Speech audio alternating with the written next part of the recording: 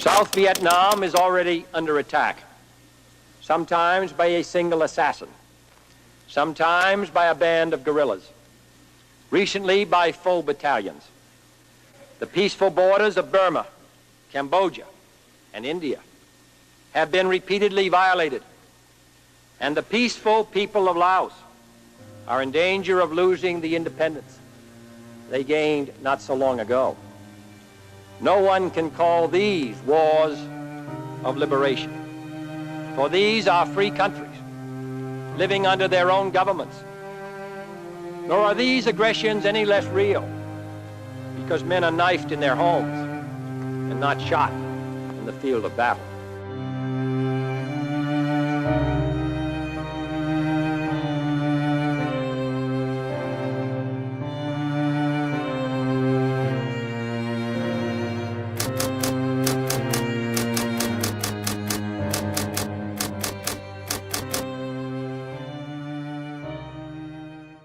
In Vietnam, I was stationed in a little airfield location just outside of Saigon. In the sort of the Delta region, flatland, rice fields, canals, beach, beautiful area. And that was my first tour. I spent 2 tours in Vietnam, a tour being a year each.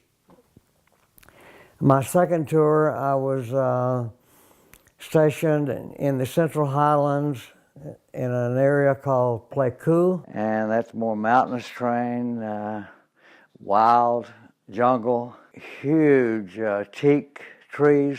And I mean, it was beautiful, but you know, the war destroyed it because we killed all of the trees. And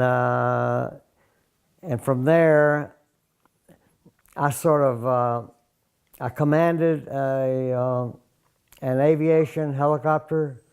Actually, it was an air cavalry troop, and we had fixed wings in our units and all different types of helicopters. And so I was qualified as a pilot in all of that. And so we worked all the Central Highlands of Vietnam during that time. I flew a small fixed-wing aircraft. It was and I was called myself a spotter pilot. We flew just from treetop level to maybe 800 feet over dense jungle, many times in a reconnaissance mission trying to find the enemy.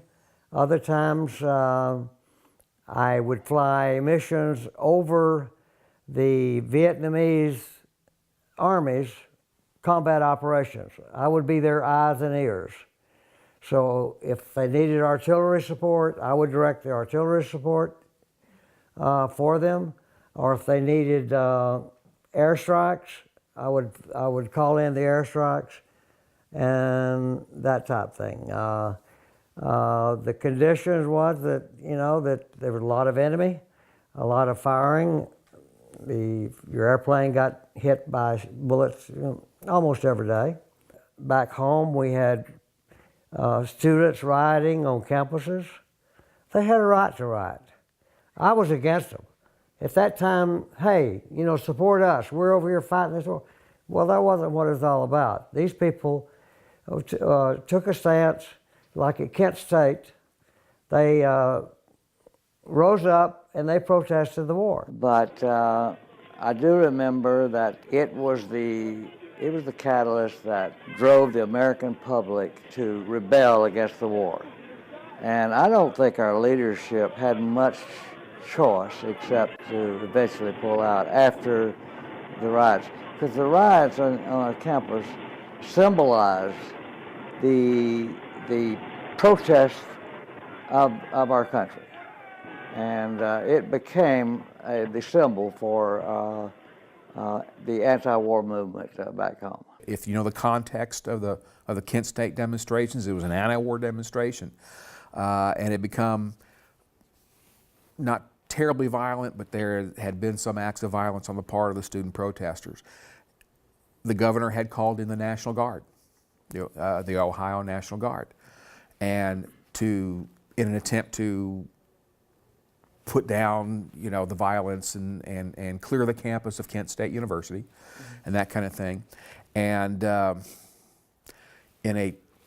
overusing the word tragic, but it works here. In a tragic scenario, one of the National Guardsmen, who in 2020 hindsight should never have been given live ammunition, had live ammunition, and in a sort of a panicky mode, opened fire on the unarmed demonstrators. And there were several college kids that were killed. And you can imagine how this played when the press gets a hold of this, and it's national news for days and days. You can understand how this plays into that anti-war sentiment.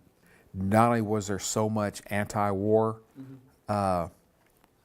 sentiment in America, but unfortunately, tragically, that anti-war sentiment tended to target members of the military, and especially those returning from Vietnam. It was a very, very different situation for the American soldier, because we've always been supported, in our wars, and have always been made heroes.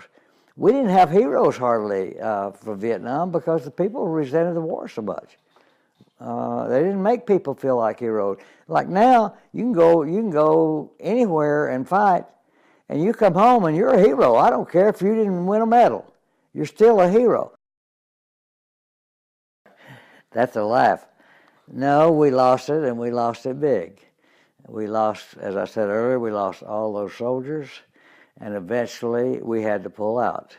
If you look at it from a military perspective, the United States was not defeated militarily, but in a very real sense, the United States was defeated politically.